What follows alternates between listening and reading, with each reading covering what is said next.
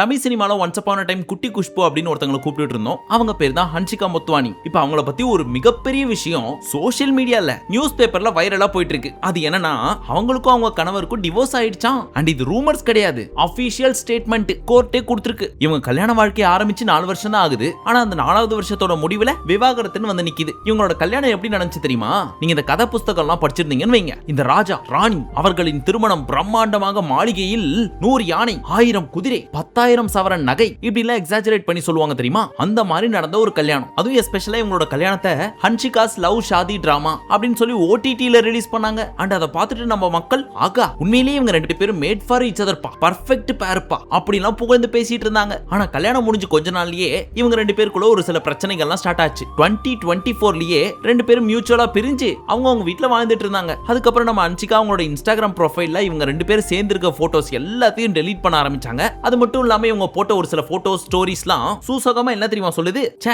கல்யாண வாழ்க்கை waste, single வாழ்க்கை பெஸ்ட், இந்த மாதிரி சர்காஸ்டிக்கா அடிச்சிட்டு இருந்தாங்க. அப்பெல்லாம் வெறும் ரூமர்ஸா மட்டும் தான் இருந்துச்சு. ஆனா நம்ம அடிக்கடி சொல்றது ஒண்ணுதான், ரூமர்ஸ் என்னைக்குமே ரூமர்ஸா இருக்காது, எஸ்பெஷலி இந்த மீடியா ஃபீல்ட்ல. அதுக்கேத்த மாதிரி இன்னைக்கு மும்பைல இருக்க பாந்திரா ஃபேமிலி கோர்ட்ல ஹன்சிகா அவங்களோட வீட்டுக்கார் சோஹேல் கத்தூரியா இவங்க 2 பேருக்கும் மியூச்சுவல் டிவோர்ஸை கொடுத்துட்டாங்க. அதாவது 2 பேரும் பிரிஞ்சே வாழுங்க, உங்களுக்கு விவாகரத்து வழங்கப்படுகிறது அப்படின்னு கோர்ட்ல சுத்தி வச்சு அடிச்சிட்டாங்க. இப்ப இந்த டிவோர்ஸ்ல பெரும்பாலும் பேசப்படுற விஷயம் என்ன தெரியுமா? நம்ம ஹன்சிகா ₹1 கூட அலிமணி கேட்கலையாம். இங்கிலீஷ்ல ஏதோ சொன்னியே, அது என்னன்னு கேக்குறீங்களா? அதான் ஜீவனாம்சம். ரீசெண்டா கூட நம்ம சங்கீதா விஜய் அவர்கள்ட்ட கேட்டாங்க தெரியுமா, நீலாங்கரையில நீ வச்சிருக்க பங்களா மாதிரி இன்னொரு பங்களா எனக்கு வேணும் அப்படின்னு. அந்த மாதிரி எதுவுமே கேட்கலையாம். இது எங்க 2 பேரோட மியூச்சுவல் டெசிஷன், அதனால எனக்கு 5 பைசா அவர்ட்ட இருந்து வேணான்ட்டு போயிருக்காங்களாம். சரி என்ன பிரச்சனை அப்படின்னு கேட்டா ஒரு சில கான்ட்ரோவர்சி வச்சு இதுதான் அப்படின்னு சொல்ல முடியாது. பட் அதுவும் ஒரு சில காரணங்கள். ஹன்சிகாவை கல்யாணம் பண்ண இவருக்கு ஏற்கனவே ஒரு கல்யாணம் ஆயிருக்கு. அதுக்கப்புறம் தான் ஹன்சிகா இவரை கல்யாணம் பண்ணிருக்காங்க. இது நிறைய பேருக்கு தெரிய வர என்னது ஹன்சிகா 2வது பொண்டாட்டியா அப்படின்ற மாதிரி சோஷியல் மீடியால பயங்கரமா பேச ஆரம்பிச்சிட்டாங்க.